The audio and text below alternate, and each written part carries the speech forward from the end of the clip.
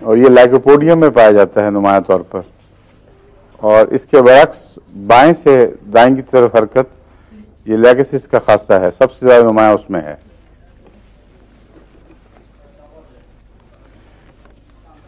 और दूसरे बाज दवाएं ऐसी होती हैं जिनमें लिक्विड निगलना मुश्किल होता है, बाज ऐसी हैं जिनमें सॉलिड फूड यानी ठोस ग़िज़ा निगलनी मुश्किल होती है।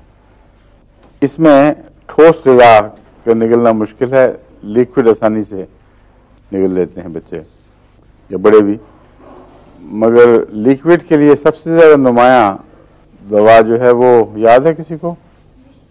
हाइड्रोफोबिनम, जो कुत्ते पागल कुत्ते के जहर से तैयार की गई है, हाइड्रोफोबिनम। स्टेमोनियम में भी उससे कुछ मुशाबे अलामात पाई जाती हैं।